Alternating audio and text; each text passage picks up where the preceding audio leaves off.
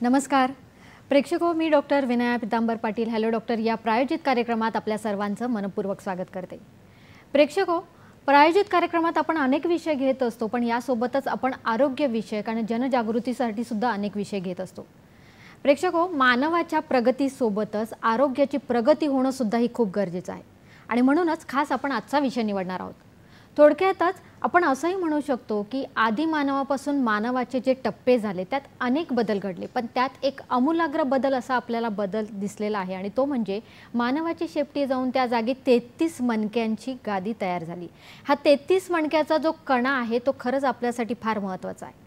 मुळातच हा कणा जेव्हा आपण म्हणतो तेव्हा त्या अनुषंगाने आपण आपली वाटचाल करतोय का हे सुद्धा बघणं गरजेचं आहे। या कण्यामुळेच आपल्या ज्या अलौकिक बुद्धी आहे त्याचा सुद्धा विकास झालेला आहे। मग थोडक्यातच ही अलौकिक बुद्धी आपल्याला अनेक प्रगतीकडे अनेक दिशांकडे वळत नेत असताना अनेक चुकीच्या सवयींकडे सुद्धा नेत असते। उदाहरणार्थ आपण म्हणून घ्यायचं झालं तर अनेक वेळ अनेक तासनतास खुर्चीवर बसून काम करणं, संगणकासमोर काम करणं, मोबाईलवर आपण बसून काम करतो, या सगळ्या मोबाईल समोर काम करत असताना पाठीच्या मणक्याचा खरंच आपल्याला आजार वाढताना दिसतात। मुळातच चुकीच्या जडणघडणीमुळे सुद्धा पाठीच्या मणक्यावर जेव्हा ओझं वाढतं तेव्हा अनेक आजार हे आपसुकच येताना दिसतात। यातलाच एक महत्त्वाचा आजार म्हणजे मानदुखी सायटिका आणि याच आजाराविषयी आज आपण जाणून घेणार आहोत। म्हणूनच खास आपण आजचा विषय निवडलेला आहे मानदुखी सायटिका विना ऑपरेशन उपचार। पुन्हा आपण आपला विषय बघूया, मानदुखी सायटिका विना ऑपरेशन उपचार। प्रेक्षको, आजच्या विषयावर आपल्याला मार्गदर्शन करण्यासाठी लाभलेले आहेत डॉक्टर विराज भंडारी। नमस्कार डॉक्टर। हॅलो डॉक्टर मध्ये आपलं स्वागत आहे। नमस्कार प्रेक्षको, डॉक्टरांची माहिती अशी आहे, डॉक्टर विराज भंडारी आयुर्वेदाचार्य आहेत, मनकाविकार तज्ञ तसेच कायरो प्रॅक्टिशनर तज्ञ आहेत। डॉक्टर हे आयुर्वेदा, कायरोप्रॅक्टिस, ऑस्टिओपॅथिक मेथड्स तसेच manual therapy, spine adjustment, structural integration, मर्म थेरपी यांचे परदेशात प्रशिक्षण सुद्धा डॉक्टरांनी घेतले आहे। एकूणच 22 पद्धतींचा एकत्रित उपचार करून डॉक्टर या आधुनिक युगातील आधुनिक डॉक्टर ठरलेले आहेत। केरळपासून महाराष्ट्रातील हाडवैद्य ते Poland, Europe, America, China, England, Australia या ठिकाणी मणक्याच्या विकारांचे आधुनिक उपचार पद्धतीचे प्रशिक्षण डॉक्टरांनी घेतलेले आहेत। परदेशात संशोधन तसेच एव्हिडन्स बेस्ड प्रॅक्टिस वर करणारे जे तज्ञ आहेत अशा डॉक्टरांसोबत सुद्धा डॉक्टरांनी प्रॅक्टिस केलेली आहे। विशेष करून म्हणजे मणक्याचे सर्व आजार, disc bulge, degenerative spine, cervical pain, lumbar pain, herniated slip disc, 10 मिनिटांपेक्षा जास्त चालता न येणे, पाय जड होणे, बधीर होणे, मुंग्या येणे, चक्कर येणे यासारख्या अनेक आजारांवर डॉक्टरांनी परदेशातील तसेच प्राचीन भारतातील उपचार पद्धतीचा संगम केला आहे। विशेष म्हणजे डॉक्टर भंडारी स्पाइन टेक्निकमुळे आत्तापर्यंत 10,000हून जास्त मणक्याच्या विकार असलेल्या रुग्णांना डॉक्टरांनी विना ऑपरेशन यशस्वीरित्या बरे केलेले आहेत। म्हणूनच खास आजचा जो विषय आहे तो फार महत्त्वाचा आहे। या विषयावरती तुमचे प्रश्न येणं अपेक्षित आहे आणि ते जरूर आमच्यापर्यंत पोहोचू द्यात। त्यासाठी आमचा फोन नंबर आहे 022 हा मुंबईचा कोड क्रमांक आहे आणि लँडलाईन नंबर आहे 24908050 24988050। कार्यक्रमात फोन करून आपण जरूर सहभागी होऊ शकतात, पण तत्पूर्वी आपल्या सगळ्यांना एक नम्र विनंती अशी आहे की आपण ज्या वेळेला फोन कराल त्यावेळेला कृपया आपल्या टीव्हीचा आवाज पूर्णपणे बंद करा, जेणेकरून आपला प्रश्न हा आमच्यापर्यंत व्यवस्थित ऐकू येईल। चला तर मग कार्यक्रमाला सुरुवात करूया। डॉक्टर, पुन्हा एकदा तुमचे खूप स्वागत। डॉक्टर, आज आपण जो विषय घेतलेला आहे मानदुखी सायटिका आणि त्यापुढे आपण म्हणतो की विना ऑपरेशन उपचार। बरोबर। तुम्ही आयुर्वेदाचार्य सुद्धा आहात, तर आता एक थोडंसं जाणून घ्यायचं की तुम्ही 22 उपचार पद्धतींचा उपचार करून रुग्णांना बरं करतात। बरोबर। तर आयुर्वेदाकडून ही जी वाटचाल आहे ही तुमची कशी काय घडली? लहानपणापासून मी आयुर्वेद शास्त्रात पहिल्या दिवसापासून BMSला फर्स्ट इयरला असताना जमदग्नी सरांकडे काम केलं, त्याच्यानंतर इतर बऱ्याच वैद्यांकडे काम केलं आणि ते काम करत असताना मेळ सिद्धांत, आयुर्वेदिक संहिता आणि त्याचं वारंवार वाचन करणं, त्या वाचनानंतर प्रत्येक येणाऱ्या रुग्णाचं साध्य, असाध्य, कष्टसाध्य, याप्य, प्रत्याख्य हे सगळे प्रकार बघत असताना एक विचार मनात आला की आपण जे देतोय, कोणतीही चिकित्सा देतोय ती अपुनर्भव चिकित्सा पाहिजे। की एकदा रुग्णाला ट्रीटमेंट दिल्यानंतर ती ट्रीटमेंट जी आहे ती योग्यरित्या पेशंटला देणं आणि तो आजार परत न होणं, किंवा बऱ्याच वेळा आपण बघतो की आज ॲलोपॅथी सायन्स जे आहे त्यामध्ये सिम्पटमवरती ट्रीटमेंट दिली जाते, रूट कॉज वरती कोणी बघतच नाही.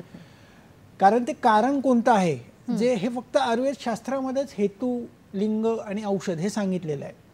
ही वाटचाल करत असताना मी प्रथमतः केरळमध्ये काही दिवस मर्मचिकित्सा शिकलो. ते शिकत असताना बघितलं की तिथेही लोक बऱ्याच 200 रुग्ण तिथे ट्रीटमेंट घेतात आहे, परंतु ते एकाच पद्धतीने, पारंपरिक पद्धतीने ते सगळं चाललेलं आहे. त्यातल्या मी पुण्यात आल्यानंतर बघितलं की साधारण एक ती ट्रीटमेंट मी वापरल्यानंतर कळालं की अरे कुठेतरी मिसमॅच आहे, कुठेतरी आपल्याला हे समजायला पाहिजे की एव्हिडन्स बेस्ड ट्रीटमेंट पाहिजे. सायंटिफिक एव्हिडन्स बेस्ड ट्रीटमेंटसाठी मग मी एक्सरे काढणं, मग एक्सरे करत असताना ॲलोपॅथी लोक फ्रॅक्चर पुरताच विचार करत होते. मग त्याचा MRI काढणं, MRI मध्ये ते फक्त डिस्क बाहेर आलेली बघत होते. मग मला ते पटलं नाही. मग त्यानंतर माझा पहिला कोर्स मी चायनामध्ये केला, शांघायमध्ये. तिथे मी एक्सरे कसा रीड करायचा, ऑब्च्युरेटर फोरामेनचे डायमीटर कसे घ्यायचे, मनका हलतो म्हणजे काय, क्रायोप्रॅक्टिसचं पहिलं प्रशिक्षण मी तिथं घेतलं.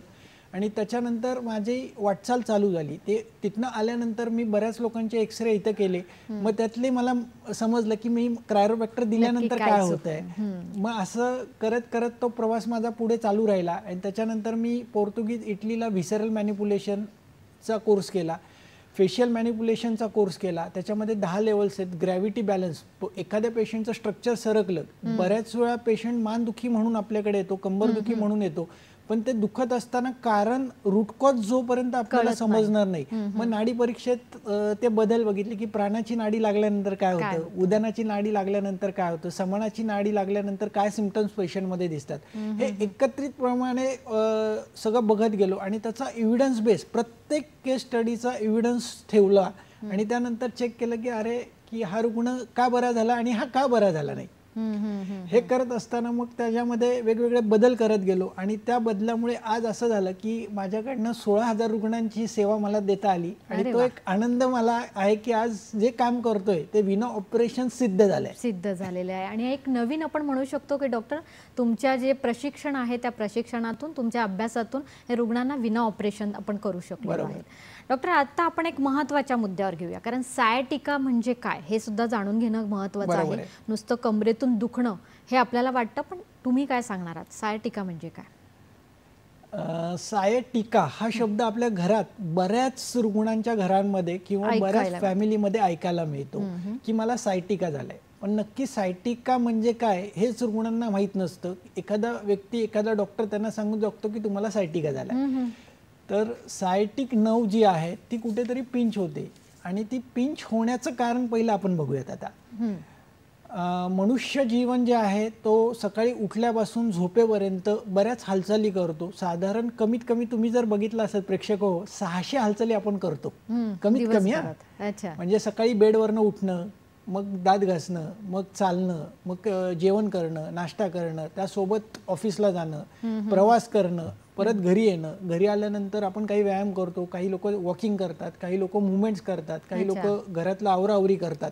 या सगळ्या मुवमेंट करत असताना टॉर्क आणि फोर्स जर चुकला तर गादी कुठेतरी ती बाहेर येते. एका सेकंदामध्ये 3 मुवमेंट जर केल्या तर गादी ही बाहेर पडते. आणि तो न्यूक्लियस पल्पस म्हणजे काय हे बघा, मी इथे एक स्ट्रक्चर दाखवायला आणलेला आहे. न्यूक्लियस पल्पस म्हणजे काय, ही जी गादी आहे त्याच्या मध्यभागी न्यूक्लियस पल्पस आहे रेड कलर मध्ये, आणि त्याच्या बाजूला ॲन्युलस फायबर, पाण्याची गादी. न्यूक्लियस पल्पस हा 80% भाग जेली सारखा आहे. तो भाग तुम्ही जर एका वेळेस 3 मुवमेंट जर केल्या fast, quick sudden of action मध्ये कुठल्याही पेशंटनी जर मुवमेंट केली तर ती गादी बाहेर येते, न्यूक्लियस पल्पस बाहेर येतो या पद्धतीने बघा. आणि तो न्यूक्लियस पल्पस बाहेर आल्यानंतर उजव्या बाजूनी बाहेर आला तर उजव्या साईडची सायटिक नर्व पिंच होते, डाव्या साईडनी बाहेर आला तर डाव्या साईडची सायटिक नर्व पिंच होते. त्याच्यामध्ये 5 प्रकारचे ग्रेडेशन आहेत. पहिलं ग्रेडेशन जे आहे त्यामध्ये पेशंटने quick sudden of action movement केल्यामुळे, टॉर्क आणि फोर्स वाढल्यामुळे गादी बाहेर पडते. 1st डिग्रीला गादी बाहेर पडली तर पेशंटला फक्त पेन असतं. 2nd डिग्रीला जेव्हा ग्रेड 2 मध्ये पेशंटला मॉर्निंग स्टिफनेस, सकाळी उठल्यानंतर कंबर कडक होते आणि थोडंसं दुखतं. तिसऱ्या स्टेजला गादी जेव्हा बाहेर येते त्यावेळेस सायटिक नर्व वरती पिंच होते, म्हणून त्याला सायटिका म्हटलं जातं. त्या कंडिशनमध्ये पेशंटला L4 ला L3 मधनं जर गादी बाहेर आली तर पेशंटची मांडी दुखते. L4 मधनं गादी बाहेर आली तर पेशंटचा पिंडरीचा बाहेरचा भाग दुखतो.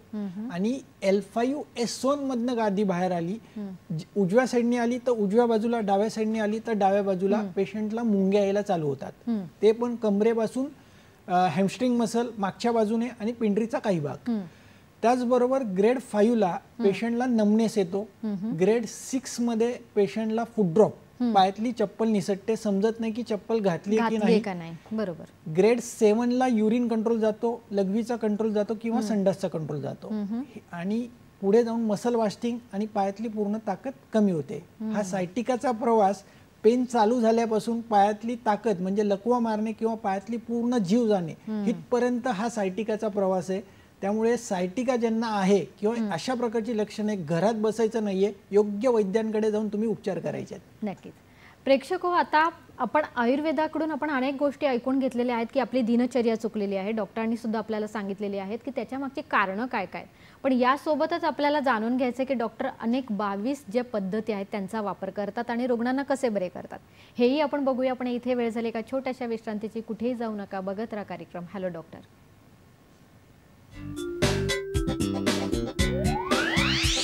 मानदुखी, कंबरदुखी, स्लिप डिस्क, सायटिका, चकती सरकणे, हातापायाला मुंग्या येणे, नस दबणे, बधीर होणे, चक्कर येणे, 5 मिनिटांपेक्षा जास्त चालता न येणे यासाठी अमेरिका, इंग्लंड येथील आधुनिक कायरोप्रॅक्टर मर्मथेरपी, अत्यंत फास्ट रिकव्हरीसाठी doctor Bhandari Ayurved spine clinic. महिन्यातून एकदा फक्त 4 तासांचे उपचार. अधिक माहितीसाठी doctor Bhandari spine clinic YouTube पहा. संपर्क 70 20 38 41 88. 7020384188.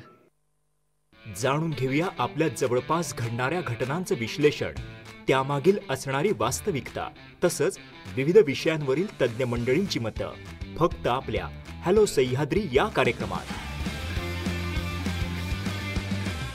प्रत्येक सोमवार आणि शुक्रवार दुपारी 12 वाजता आणि पुन्हा प्रसारण रात्री 11 आणि दुसऱ्या दिवशी सकाळी 9 वाजता, फक्त आपल्या सह्याद्री वाहिनीवर. मानदुखी, कंबरदुखी, स्लिप डिस्क, सायटिका, चकती सरकणे, हातापायाला मुंग्या येणे, नस दबणे, बधीर होणे, चक्कर येणे, 5 मिनिटांपेक्षा जास्त चालता न येणे यासाठी अमेरिका, इंग्लंड येथील आधुनिक कायरोप्रॅक्टर मर्मथेरपी, अत्यंत फास्ट रिकव्हरीसाठी doctor Bhandari Ayurved spine clinic. महिन्यातून एकदा फक्त 4 तासांचे उपचार. अधिक माहितीसाठी doctor Bhandari spine clinic YouTube पहा. संपर्क 70 20 38 41 88. 7020384188. वास्तवाचं भान बाळगत समर्पणाच्या भावनेनं झालेलं कार्य आपण पाहणार आहोत गुड न्यूज महाराष्ट्र या आमच्या नव्या कार्यक्रमात. तेव्हा पाहायला विसरू नका गुड न्यूज महाराष्ट्र. रविवारी संध्याकाळी 4 वाजता, पुनर्प्रक्षेपण रात्री 10:30 वाजता, फक्त आपल्या सह्याद्री वाहिनीवर. मानदुखी, कंबरदुखी, स्लिप डिस्क, सायटिका, चकती सरकणे, हातापायाला मुंग्या येणे, नस दबणे, बधीर होणे, चक्कर येणे, 5 मिनिटांपेक्षा जास्त चालता न येणे यासाठी अमेरिका, इंग्लंड येथील आधुनिक कायरोप्रॅक्टर मर्मथेरपी, अत्यंत फास्ट रिकव्हरीसाठी doctor Bhandari Ayurved spine clinic. महिन्यातून एकदा फक्त 4 तासांचे उपचार. अधिक माहितीसाठी doctor Bhandari spine clinic YouTube पहा. संपर्क 70 20 38 41 88. 7020384188.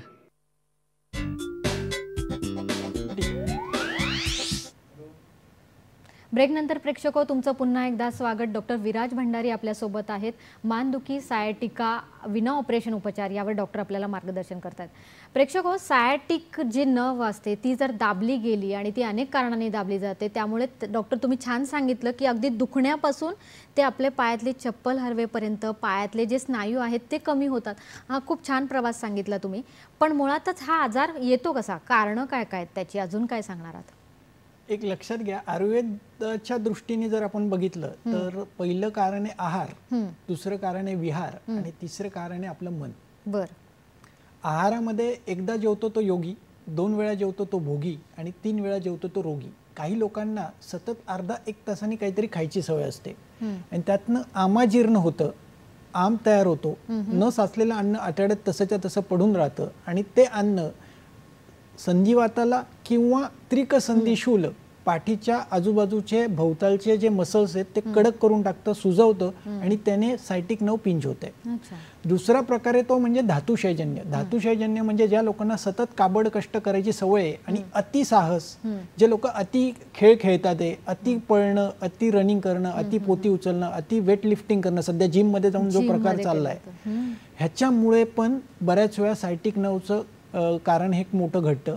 त्याचबरोबर आपण जे विहार म्हणतोय की आपण सकाळी उठल्यापासून रात्री झोपेपर्यंत ज्या काही हालचाली करतोय ते करत असताना एका वेळे सेकंदामध्ये 3 मुवमेंट करू नका अजिबात.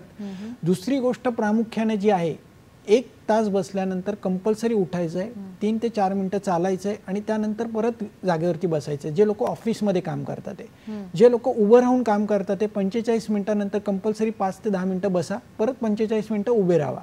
म्हणजे डिस्क ही खाली खाली येणार नाही आणि जेणेकरून त्यातलं वॉटर कंटेंट जो आहे तो तसाच राहील. बऱ्याच वेळा खूप 10 तास उभं राहणं, 12 तास उभं राहणं, यातनं डिजनरेटिव्ह चेंजेस होतात, स्कॅमर्स नोट तयार होतात आणि त्यातनं गादी बाहेर येते. तिसरं कारण मी तुम्हाला जे म्हटलं ते मन. मना करारे प्रसन्न सर्व सिद्धीचे हे कारण. आज प्रत्येक माणूस जो पळतोय ते एक आहे, त्याला माहितच नाही की आपलं एम काय, आपलं गोल काय, आपण कशासाठी करतोय, कशासाठी पळतोय हेच माहित नाहीये. प्रत्येकाची व्याख्या आहे विटॅमिन एम पाहिजे भरपूर प्रमाणात. बरोबर. आणि त्या विटॅमिन एम म्हणजे पैसे. त्या पैशाच्या मागे लोक सतत पळतात आणि त्यांनी एक तर त्याच्यात सुख पण नाहीये. म्हणजे मी बघितलंय की ज्याच्या घरी BMW मर्सिडीज आहे तो पण सुखी नाहीये आणि ज्याच्या घरात काही नाहीये तो पण सुखी नाहीये, कारण त्याला समाधानच नाहीये. मन प्रसन्न पाहिजे. प्रत्येक गोष्टीमध्ये आपण जे काही करतोय ते आतमधल्या भावनेने, विचार, शरीराने पेशंट बरा झाला पाहिजे, विचाराने पेशंट बरा झाला पाहिजे आणि भावना पाहिजे की मला बरं व्हायचंय. हे 3 जर फॅक्टर त्या रुग्णामध्ये आले तर रुग्ण हा नक्की 100% बरा होतो. पण मन प्रसन्न राहण्यासाठी स्ट्रेस, इमोशन तुम्हाला जेवढं झेपतंय, कारण बऱ्याच वेळा असं होतं की मला करायचं होतं, अभिनय करायचा आहे पण मी काम करतोय आज टॅलीमध्ये किंवा अकाउंटंटचं काम करतोय, हा जो मिसबॅलन्स मनामध्ये चाललाय, हे उदाहरण म्हणून सांगितलंय. असं बऱ्याच रुग्णांमध्ये करायचं असतं एक, मन असतं एकाकडे पण करतात ते दुसऱ्या गोष्टी, आणि त्या मन स्ट्रेस खाली काम करणं सतत. आज बऱ्याच कंपन्यांमध्ये मोठमोठ्या प्रमाणात प्रेशराइज काम केलं जातं आणि ते काम केल्यामुळे मन, त्यांचं सगळं अप्पर ट्रॅपेजियस मसल्स, ग्लूट्सचे मसल हे सगळे कडक होतात आणि तिथनं सायटिकाचा त्रास होतो. म्हणून 3 फॅक्टर महत्त्वाचे आहेत, आहार, विहार आणि मन. अगदी उत्तम डॉक्टर तुम्ही सांगितलेलं आहे आणि हे सगळ्या आजारांचं त्रिसूत्री आहे. हे जर तुम्ही सांभाळलं तर बरेचसे आजार डॉक्टर आपल्याला टाळता येतात. बरोबर. डॉक्टर, आज आपण सायटिका विषय म्हणतो आहे आणि इथे लक्षणं सुद्धा तुम्ही अजून सांगितलेली आहेत. अजून काय सांगणार आहात की रुग्णांना कसं वाटतं की प्राथमिक अगदी लक्षणांपासून ते पुढे वाढत जाणार आहे? एक लक्षात घ्या, लक्षणं तर मी सांगितली, त्याबरोबर निदान गरजेचं आहे. आता हे सायटिकाचं निदान जे आहे ते खूप गरजेचं आहे. ते निदानाची जी पद्धत आहे, आपण महाराष्ट्रातल्या सगळ्या वैद्यांकडे, बऱ्याच वैद्यांकडे मी कामं केली, त्याच्यासोबत प्राचीन ऑर्थोपेडिक डॉक्टरांकडे मी कामं केली आणि त्याच्यानंतर भारताच्या बाहेर जे मॅन्युअल थेरपी केल्या जातात, जसं क्रायोप्रॅक्टर आहे, ऑस्टिओपॅथ आहे, मॅन्युअल थेरपीमध्ये स्ट्रक्चरल इंटिग्रेशन आहे, व्हिसरल मॅनिप्युलेशन, क्रेनिओसॅक्रल थेरपी, या सगळ्या थेरपींचा संगम करून स्पाईनसाठी काय निदान करता येईल अशी एक इंटिग्रेटेड पद्धत आम्ही डेव्हलप केली. ज्याच्यामध्ये पहिलं मी तुम्हाला सांगतो, हे नर्वोस्कोप नावाचं मशीन आहे. अच्छा.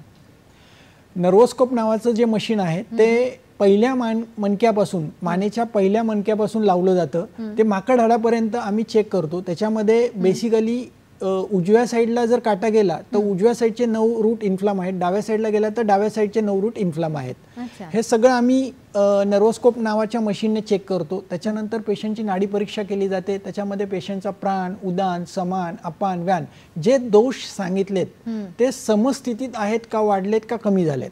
त्याच्याबरोबर धातू, रस, रक्त, मांस, मेद, अस्थि, मज्जा, शुक्र हे किती प्रमाणात बिघडलेले आहेत आणि त्याचं शरीरामध्ये काय आहे हे एक गणित मांडलं जातं आयुर्वेदिक सिद्धांतावरती. तिसरी परीक्षा केली जाते, पेशंट कसा उभा आहे, पेशंट कसा बसला आहे, पेशंटच्या मुवमेंट कशा आहेत. पेशंट उभा असताना, जे प्रेक्षक लोक आज TV बघतात ते, तुम्ही उभे राहा, डोळे बंद करा आणि फील करा की तुमची शरीरयष्टी कशी आहे. पेशंट कुठे झुकतोय, तुमचं शरीर ऑटोमॅटिक झुकतंय का, कुठे का स्थिर राहतंय, हे सगळं आम्ही तपासतो. त्याच्याबरोबर जिलेट टेस्ट केली जाते की फॅसेट कुठला क्लोज आहे, कुठला ओपन आहे. त्यासोबत मसल टेस्टिंग, फेशिया टेस्टिंग हे सगळं करून एक कस्टमाइज निदान केलं जातं ॲक्युरेट, की नक्की पेशंटला त्रास कशामुळे आहे. ऑर्गन इम्बॅलन्समुळे आहे का मसल इम्बॅलन्समुळे आहे का फेशिया कुठेतरी मिसबॅलन्स आहे का ॲक्युरेट बोन हा मिसअलाइन आहे. ह्याचं वैयक्तिक एक कस्टमाइज निदान केलं जातं आणि त्याने एक ट्रीटमेंट आम्ही त्याचा प्लॅन करतो.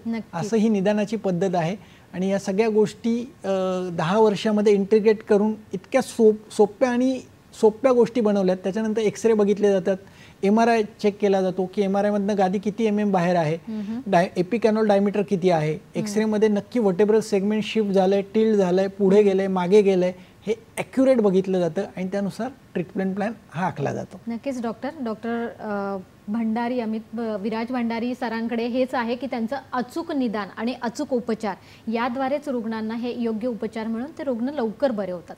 डॉक्टर, तुम्ही आता आपण बघितलं की निदान किती उत्तम प्रकारे केलं जातं, ते उपचाराकडे वळूया, पण तत्पूर्वी तुम्ही एखादा असा अनुभव सांगणार आहात का की त्यामुळे रुग्ण अगदी लवकर बरा झालेला आहे?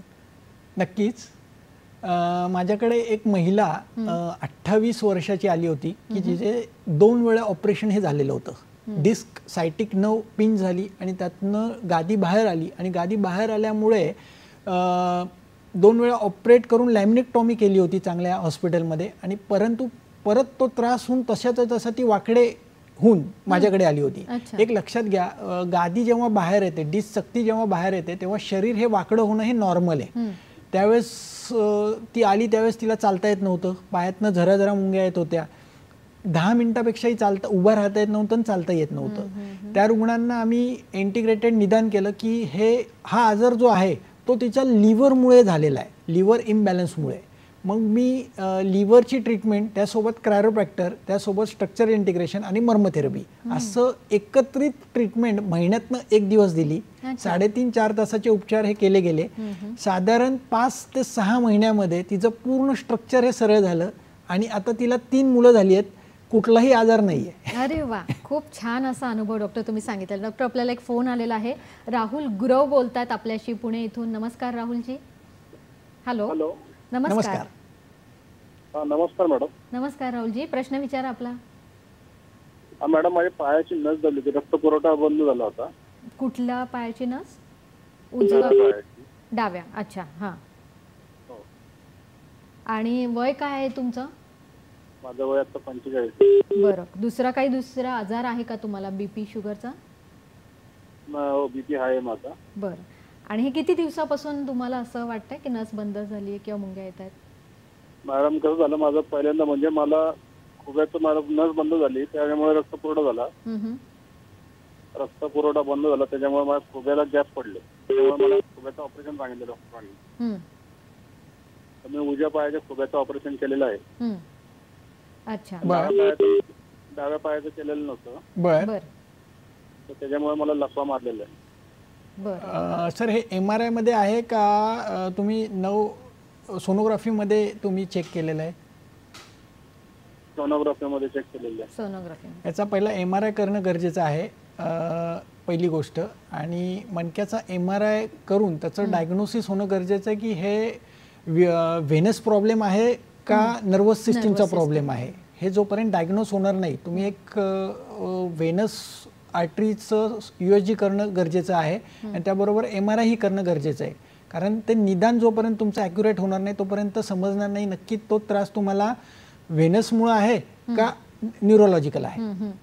हे त्या केसमध्ये बघणं खूप गरजेचं आहे. नक्कीच. बऱ्याच वेळा हे मिसडायग्नोस होतं. मी आता इतक्यात तोच म्हणणार होते की हा जो डायग्नोसिसचा नॉर्मली आपण सोनोग्राफी करतो किंवा MRI केलं जातं आणि त्याला वरवर बघितलं जातं, आपण म्हणू शकतो की त्याच आपण प्राधान्याने बघितलं जातं आणि तसेच उपचार मिळतात.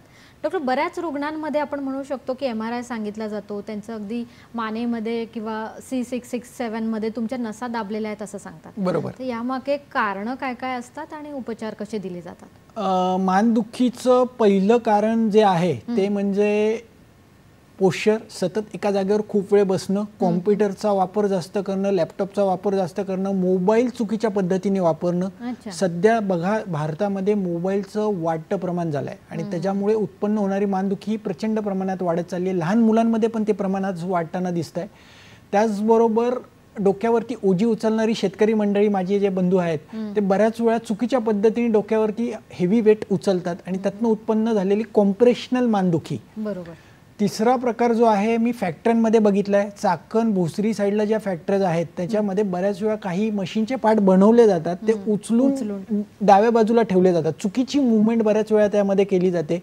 मी त्या फॅक्टरीच्या मालकांना भेटून त्या संदर्भात सांगितलं की ही मुवमेंट तुम्ही चुकीचे जे पोश्चर वापरलं जाते कामगारांचं, कारण एकाच फॅक्टरीमध्ये 30-30 लोकांची मानदुखी होती. अच्छा.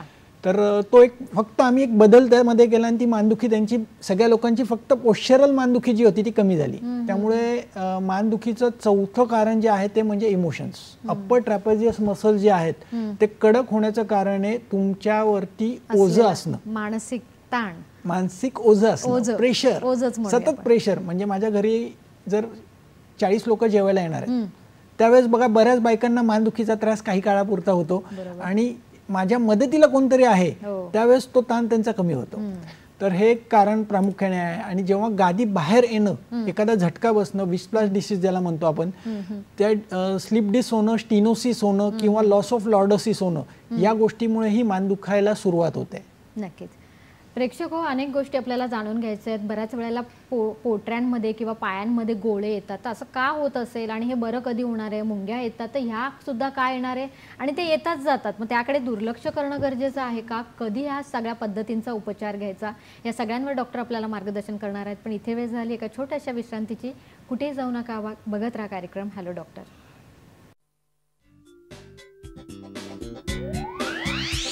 मानदुखी, कंबरदुखी, स्लिप डिस्क, सायटिका, चकती सरकणे, हातापायाला मुंग्या येणे, नस दबणे, बधीर होणे, चक्कर येणे, 5 मिनिटांपेक्षा जास्त चालता न येणे, यासाठी अमेरिका, इंग्लंड येथील आधुनिक कायरोप्रॅक्टर मर्म थेरपी. अत्यंत फास्ट रिकव्हरीसाठी doctor Bhandari Ayurved spine clinic. महिन्यातून एकदा फक्त 4 तासांचे उपचार. अधिक माहितीसाठी doctor Bhandari spine clinic YouTube पहा. संपर्क 70 20 38 41 88. 7020384188.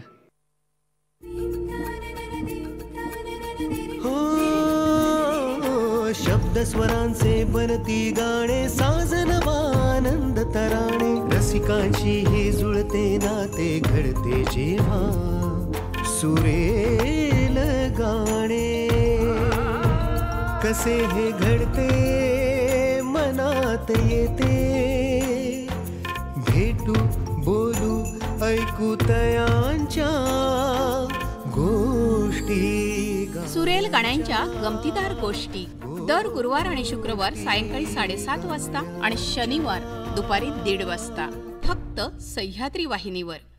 मानदुखी, कंबरदुखी, स्लिप डिस्क, सायटिका, चकती सरकणे, हातापायाला मुंग्या येणे, नस दबणे, बधीर होणे, चक्कर येणे, 5 मिनिटांपेक्षा जास्त चालता न येणे, यासाठी अमेरिका, इंग्लंड येथील आधुनिक कायरोप्रॅक्टर मर्म थेरपी. अत्यंत फास्ट रिकव्हरीसाठी doctor Bhandari Ayurved spine clinic. महिन्यातून एकदा फक्त 4 तासांचे उपचार. अधिक माहितीसाठी doctor Bhandari spine clinic YouTube पहा. संपर्क 70 20 38 41 88. 7020384188.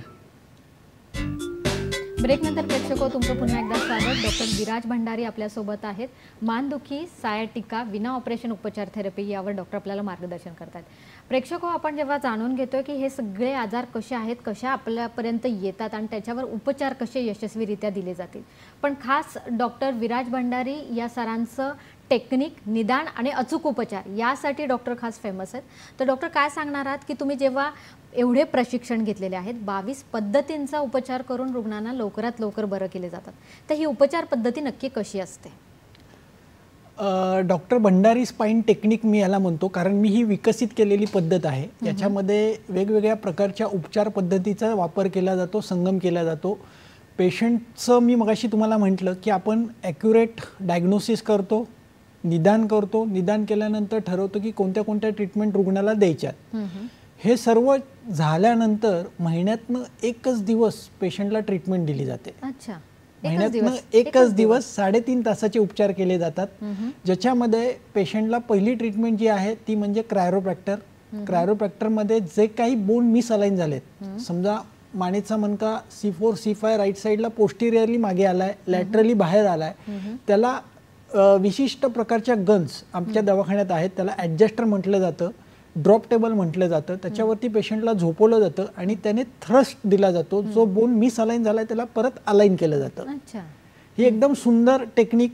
फक्त ह्याचं एकच आहे, ॲक्युरसी पाहिजे डायग्नोसिसमध्ये की नक्की कोणता व्हर्टेब्रल सेगमेंट तुम्हाला मिस अलाइन आहे आणि कोणतं सेगमेंट बसवायचं आहे. योग्य स्क्रूमध्ये योग्य बोल्ट टाकला तरच तो पॅक होणार आहे. अन्यथा नुसते कुठल्याही प्रकारचे मणके मोडून तसं मिस अलाइन ते निघत नाही. त्यामुळे गॉन्स्टेड क्रायोप्रॅक्टर जे आहेत ते लोक म्हणतात की यू हॅव टू डायग्नोज सबलेक्सेशन. सबलेक्सेशन म्हणजे कोणता मणका नक्की सरकला आहे तो ओळखा आणि त्याला थ्रस द्या, त्याला परत जागेवर बसवा, भविष्यात तो त्रास परत होणार नाही. अरे वा, म्हणजे ही जी उपचार पद्धती ही एकदमच उत्तम आहे. त्याच्यानंतर दुसरी ट्रीटमेंट आहे ती म्हणजे फेशियल मॅनिप्युलेशन. फेशियल मॅनिप्युलेशन जेव्हा बोन मिस अलाइन होतो त्याच्यासोबत तो फेशिया तुमचे मसल्स सगळे मिस अलाइन करतो आणि त्या मसल्सला बारीक केलं जातं किंवा मोठं केलं जातं. मसल बारीक होतात किंवा मसल मोठ्या होतात किंवा पेशंट बघा तुम्ही एखाद्या मणक्याचा पेशंट जर बघितला कमरेचा किंवा मानदुखीचा, मान तिरकी झालेली असते, कमरेचा भाग तिरका झालेला असतो, मणका पुढे मागे गेल्यामुळे कंबर तिरकी होते. हे सगळं जे आहे त्याच्यामध्ये फेशियल मॅनिप्युलेशनच्या 10 लेवल्स आहेत. त्या प्रत्येक लेवल्स प्रत्येक महिन्यामध्ये पेशंटला वापरल्या जातात. त्याच्यामध्ये पहिली लेवल जी आहे ती ब्रेथ बॅलन्स. शरीरातलं पूर्ण ब्रेथसाठी लागणारे जेवढे मसल्स आहेत त्याचं बॅलन्सिंग केलं जातं. हे का सर गरजेचं पडतं? ते बेसिकली काय होतं एक लक्षात घ्या, पेशंटचा जेव्हा मणका हलतो त्यावेळेस त्याचा श्वास ऑटोमॅटिक कमी होतो. श्वास घ्यायलाही पेशंटला समजत नाही की मला श्वास कमी आहे हे समजत नाही. ज्यावेळेस पेशंटला आम्ही पहिला श्वास घ्या आणि नंतरचा श्वास सांगतो तेव्हा पेशंट सांगतो अरे मी हा श्वास खूप दिवसानंतर इझी श्वास घेतोय, कारण ते मसल कॉन्ट्रॅक्ट होतातच. सेकंड सेशनमध्ये त्यांचं फूड बॅलन्स केलं जातं. थर्ड सेशनला लॅटरल बॉडी बॅलन्स केली जाते. चौथ्या सेशनमध्ये त्यांचे कोर आतमधले मसल्स, 5व्या सेशनला पुढची बॉडी, 6व्या सेशनला सगळे मागचे मसल्स बॅलन्स केले जातात, 7व्या सेशनला हेड आणि नेक बॅलन्स.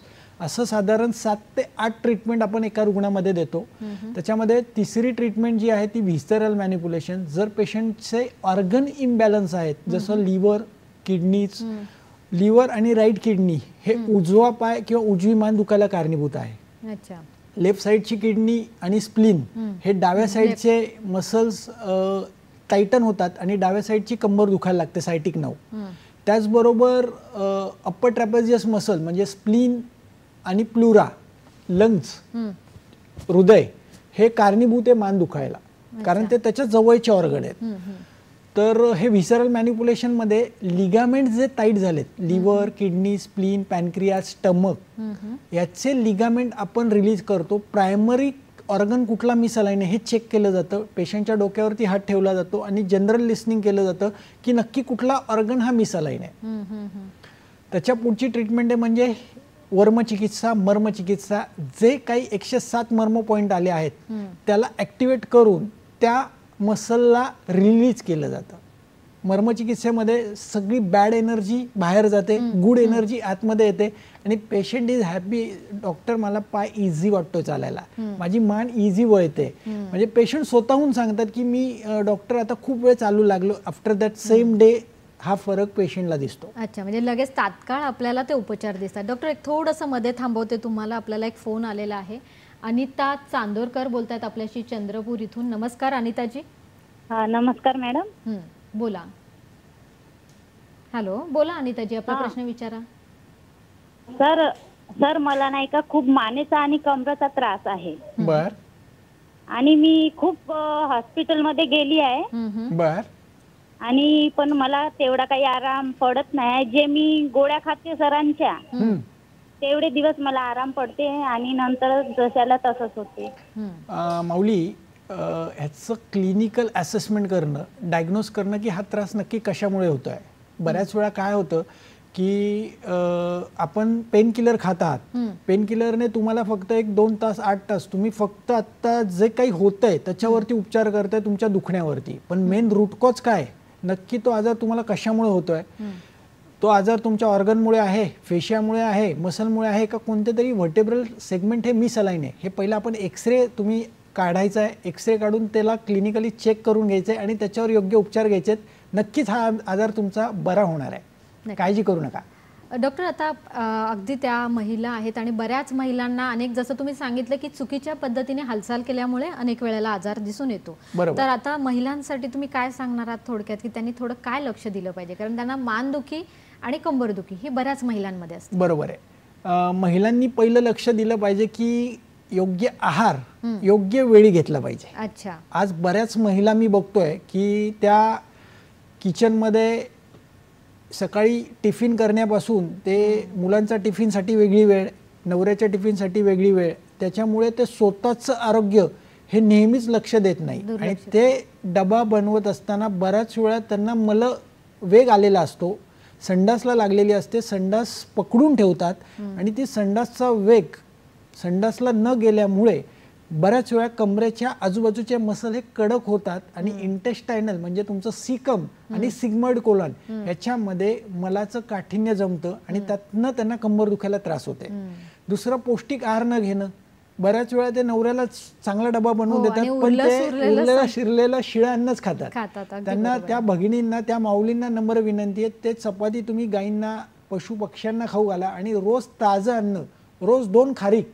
आपल्या भारतातल्या प्रत्येक बाईने प्रत्येक माऊलीने 2 खारका सकाळी भिजवायच्यात, 2 खारका रात्री खायच्यात, 2 खारका रात्री भिजवायच्यात, 2 खारका त्या सकाळी खायच्यात. हे कंपल्सरी गरजेचं आहे, कारण कॅल्शियम आणि व्हिटॅमिन हे तुमच्या अन्नातनं तयार झालं पाहिजे, ना की तुम्ही नुसतं कॅल्शियमच्या आणि व्हिटॅमिनच्या गोळ्या घेतल्या म्हणजे तुमच्या मनाने फक्त बरे होता, शरीराने बरे होत नाही आहात तुम्ही. अगदी बरोबर. डॉक्टर अजून काय सांगणार आहात? थोडं आहाराकडे येते, कारण अजून काय असे घरगुती तुम्ही टिप्स सांगणार आहात ज्यामुळे कॅल्शियम वाढू शकतं किंवा आपण म्हणू शकतो B12 ची डेफिशियन्सी सुद्धा वाढू शकते? पहिली गोष्ट आहे, सगळ्यांनी सकाळी 10 वाजता जेवण केलं पाहिजे, संध्याकाळचं जेवण हे 6 ला पाहिजे. अच्छा. मधुर प्रायः आश्रियात. गोड पदार्थ जेवणाच्या सुरुवातीला कंपल्सरी खाल्ले पाहिजेत. गोड पदार्थ जेवणाच्या सुरुवातीला. मग त्यामध्ये काय खायचं? कोळ्याची बर्फी असेल तर खावे, असेल तर नाही खाल्लेच पाहिजे. एक लक्षात घ्या, मधुर प्राय आश्रियात. आज उदान जो तयार होतोय तो तुमच्या गोड पदार्थामुळे होतोय. तुमचा जर उदानच शरीरात तयार नाही झाला तर तुमची क्रियाच होणार नाही. अच्छा. त्यासाठी गोड पदार्थामध्ये काय? कोळ्याची बर्फी, खोबऱ्याचे लाडू किंवा खोबऱ्याची बर्फी. 3 फळं कमीत कमी जेवणाच्या सुरुवातीला खावा. फळं शेवटी खाऊ नका. जे लोक शेवटी खातात ते त्यांनी ऐका माझं. फळं ही मधुर विपाकी आहेत, गोड आहेत, ती जेवणाच्या सुरुवातीला खाल्ली पाहिजेत. त्याच्यानंतर तुम्ही कंपल्सरी तुम्हाला पालेभाज्या आठवड्यातला 1 दिवस, फळभाज्या आठवड्यातनं 7 दिवस, कडधान्य आठवड्यातनं 1 दिवस खायचेत. 2 ते 3 चपात्या, भाकरी खात असेल तर भाकरी. ज्यांना मलावष्टंभ आहे किंवा पोट साफ होत नाही त्यांनी एरंडाचं तेल 2 ते 3 चमचे कणकेच्या पिठात मिक्स करून त्याच्या चपात्या बनवून खायच्यात. त्यासोबत हळीवाचा लाडू खायचा आहे कंपल्सरी. त्याच्यानंतर जेवणाच्या मध्यभाग जाऊ म्हणजे तुमच्या 2 चपात्या खाऊन झाल्यात, पालेभाजी फळभाजी खाऊन झाली, त्यानंतर कंपल्सरी 2 चमचे आवळ्याची चटणी, 2 चमचे चिंचेची चटणी, आम्ल पदार्थ पोटात गेले पाहिजे आणि ते भोजनाच्या मध्ये पाहिजे. ताक प्यायचं असेल भोजनाच्या मध्ये अर्धा ग्लास ताक प्या. त्याच्यानंतर तुम्ही जेवणाच्या शेवटच्या टप्प्यामध्ये येतात त्यावेळेस तुम्ही वरण भात खाणार आहात आणि वरण भात खाल्ल्यानंतर 1 मिरचीचा तुकडा, कडू तिखट तुरट रस हे जेवणाच्या शेवटी खावेत असं आयुर्वेदशास्त्र सांगतं. 1 लसणाची पाकळी शेवटी खायची आहे. असं जेवण तुम्ही जर रोज ताटात वाढून जेवण करताना मोबाईल बंद, जेवण करताना गप्पा बंद. अन्न हे परब्रह्म आहे, तुम्ही तुमच्या शरीरासाठी खाताय, त्यातनं एनर्जी चांगली निर्माण झाली पाहिजे आणि ती सात्विक एनर्जी पाहिजे. अन्न बनवताना तुमची घरची माऊली जी आहे तिने व्हॉट्सअपची गाणी लावली आहेत, ढंगळ ढिंगाणा ऐकते आणि तशा प्रकारचं अन्न बनवलं आणि ते पोटात गेल्यानंतर ते जेंट्स लोक सगळे ढंगळ ढिंगाणा घरी करतात. त्यामुळे अन्न हे सात्विकच पाहिजे, बनवणारी माऊली सात्विक पाहिजे, खाणारा माणूस सात्विक पाहिजे. अन्न खात असताना विचार न करता अन्न चावून मांडी घालून खाली बसून खाल्लं पाहिजे. सोप्यावर बसून अन्न खायची पद्धत नाहीये. आज मी लहान मुलं बघतोय, अजीर्ण प्रकार वाढत चाललाय समाजामध्ये. त्याचं कारण आहे मोबाईल लावला जातो, ते इंस्टाग्रामच्या रील बघितल्या जातात, पोटात अन्न किती खातोय हे माहीत नाही, भूक आहे का नाही माहीत नाही, जंत वाटतात, पुढे जाऊन त्यांना शित्र किंवा मलावष्टंभ किंवा मानदुखी कंबरदुखी चालू होते. अगदी बरोबर. त्यासोबत योगा करणं. घरातल्या प्रत्येक माणसाने लहान मुलापासून ते मोठ्या माणसापर्यंत माझे यूट्यूबला व्हिडिओ आहेत. Doctor Bhandari Monday programme, doctor Bhandari Tuesday programme, doctor Bhandari Wednesday programme. तुमच्या घरातली जेवढी लोक आहात त्यांना घेऊन तुम्ही तो योगा 1 तासाचं सेशन आहे पूर्ण, तुम्ही ते घरातल्या प्रत्येक स्त्री मुलांना घेऊन ते योगा सेशन चालू करा. योगाने तुमचा मन विवेक जागृत होईल, बुद्धी जागृत होईल आणि तुमचे अवयव फ्लेक्झिबल होतील. नक्कीच. आणि त्यामुळे ते अवयव सुद्धा तितक्याच योग्य पद्धतीने तुमच्याकडे आहाराची अपेक्षा करतील. इथूनच तुमच्या आरोग्याची गुरुकुल्ली सुरू होईल. डॉक्टर, आपण अजून चर्चा करणार आहोत. प्रेक्षक, आपण अजून जाणून घेणार आहोत की डॉक्टरांची उपचार पद्धती कशी आहेत, रुग्ण किती दिवसात बरे होतात, किती खर्च येतो, हे सुद्धा आपल्याला जाणून घ्यायचं. पण इथे वेळ झाली एका छोट्याशा विश्रांतीची. कुठेही जाऊ नका, बघत राहा कार्यक्रम हॅलो डॉक्टर. मानदुखी, कंबरदुखी, स्लिप डिस्क, सायटिका, चकती सरकणे, हातापायाला मुंग्या येणे, नस दबणे, बधीर होणे, चक्कर येणे, 5 मिनिटांपेक्षा जास्त चालता न येणे यासाठी अमेरिका, इंग्लंड येथील आधुनिक कायरोप्रॅक्टर मर्म थेरपी, अत्यंत फास्ट रिकव्हरीसाठी doctor Bhandari Ayurved spine clinic. महिन्यातून एकदा फक्त 4 तासांचे उपचार. अधिक माहितीसाठी doctor Bhandari spine clinic YouTube पहा. संपर्क 70 20 38 41 88. 7020384188.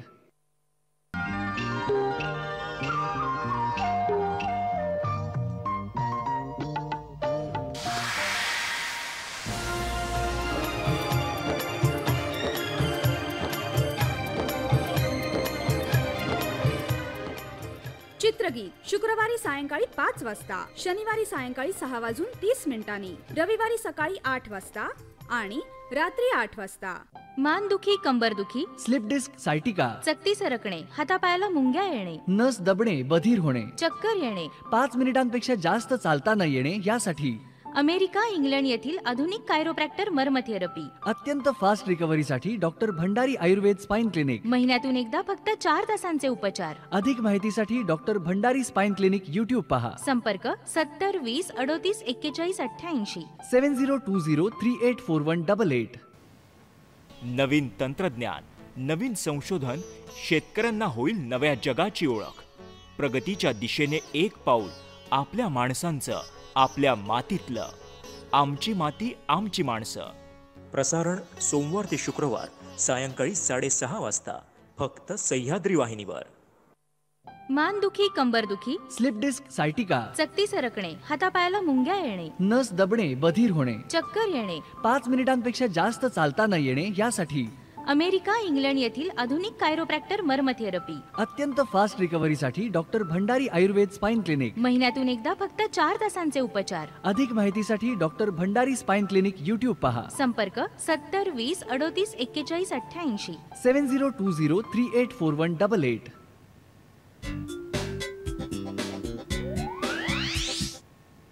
ब्रेकनंतर प्रेक्षको, तुमचं पुन्हा एकदा स्वागत. डॉक्टर विराज भंडारी आपल्यासोबत आहेत. मानदुखी, सायटिका, विना ऑपरेशन उपचार यावर डॉक्टर आपल्याला मार्गदर्शन करतात.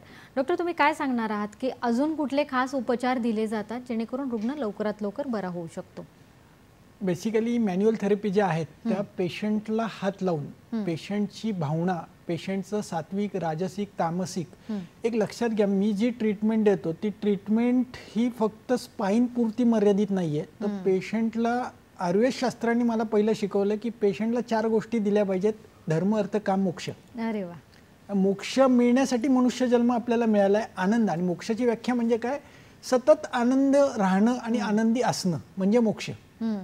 जरी किती कुठली आपल्याला विपत्ती आली, आपत्ती आली, तरी आपण त्याला समजलं पाहिजे की माझं शरीर काय आहे, मी कसा आहे आणि मला त्यातनं कसं बाहेर पडायचं आहे. नेहमी विपत्तीकडे आपण जास्त लक्ष देतो, मार्ग काढण्याकडे लक्ष कमी देतो. त्यामुळे या ट्रीटमेंट ज्या आहेत सगळ्या मॅन्युअली आहेत, फिलिंगच्या आहेत. तुम्ही जेवढं तुमच्या अंगावरती जेव्हा ट्रीटमेंट होते, महिन्यातनं एक दिवस तुम्ही पेशंट लोक येतात, महिन्यातनं एकच दिवस. माझ्याकडे आता दुबईतनं महिन्याला 10 ते 12 पेशंट आहेत.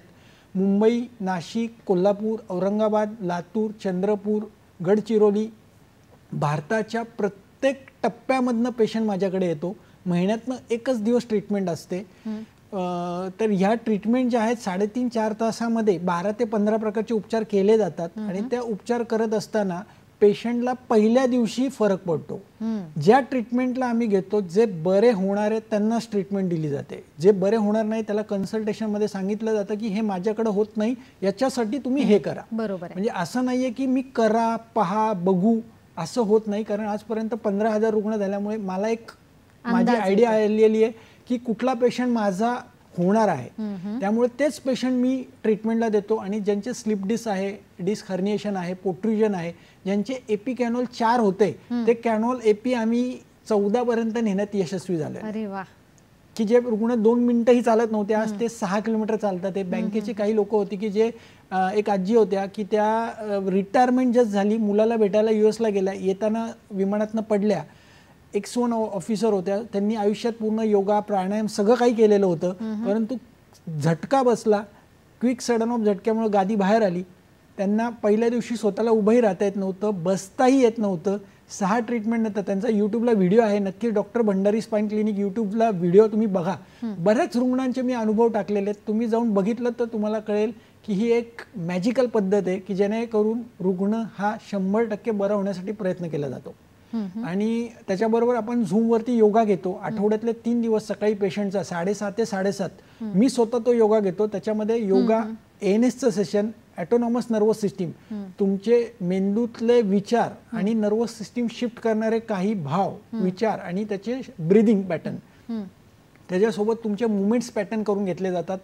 Movement exercise, BS movement exercise घेतले जातात. हे सगळ्या पद्धती ज्या आहेत त्या जर पेशंटनी स्वतःहून ते झूमचे सेशन केले, ट्रीटमेंट घेतली तर नक्कीच फायदा होणार आहे. त्याच्यासोबत रुग्णाला पहिलं मला शरीराने बरं व्हायचंय, मला विचाराने बरं व्हायचंय आणि मला भावनेने बरं व्हायचंय की मी बरा होणार आहे. अगदी बरोबर आहे. बऱ्याच वेळा रुग्णांची भावना अशी असते, आता मेलो, आता संपलं, आता माझं काही आयुष्य राहिलेलं नाही.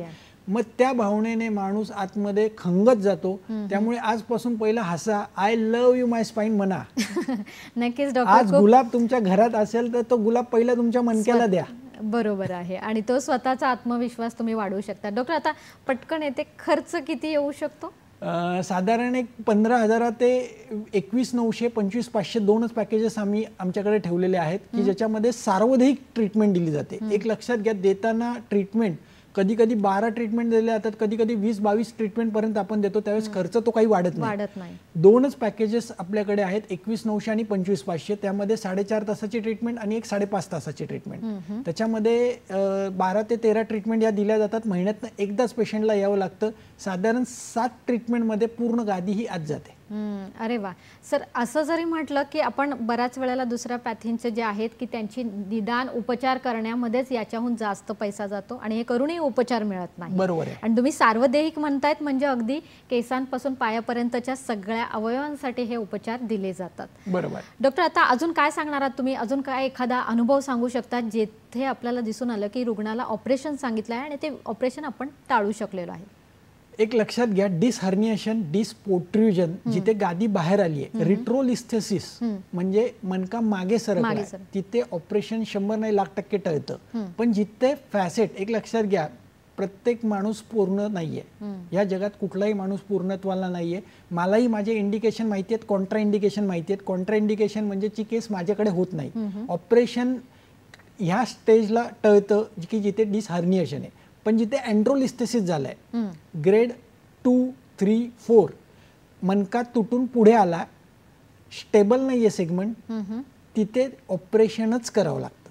तिथे पेशंटनी वेळ वाया घालू नका. बरेच लोक 3-3, 4-4, 6-6 महिने फिजिओथेरपी घेतात आणि नंतर कळतं की अरे पूर्ण पायातली ताकद गेली आहे. जिथे मनका तुटून पुढे गेलाय, ग्रेड 3 किंवा 4चं अँट्रोलिस्थेसिस आहे, तिथे ऑपरेशन करावं लागतं. एव्हियन सारख्या केसेस, मगाशीच आपल्याला ते महाजन सरांचा फोन आला की एव्हियनच्या केसेसमध्ये ऑपरेशनच करावं लागतं. जिथे ट्युमर आहे, कॅन्सर सारखी गाठ झालेली आहे मणक्यामध्ये, TB झालेला आहे, तिथे ऑपरेशनच करावं लागतं. एक लक्षात घ्या, मॅन्युअल थेरपी या फक्त डिस हर्निएशन, डिस पोट्रुजन, जिथे चकत्या बाहेर आल्यात, मुंग्या येतात, ते पाय जड होतोय, बधीर होतोय, याच अवस्थेत मॅन्युअल थेरपीचा उपयोग 100% होतो. नक्कीच.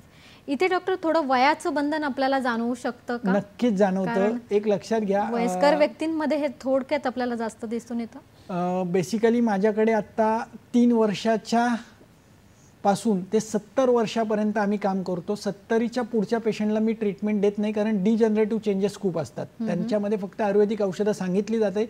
मॅन्युअल थेरपी जी आहे ती बिलो 70 एज मध्येच जास्त फायदेशीर दिसते. कारण आफ्टर 70 एक तर त्या लोकांना हालचालींमध्ये मंदावता असते, ते लोक व्यायाम करत नाहीत, ते लोक मनानेच थकलेले असतात.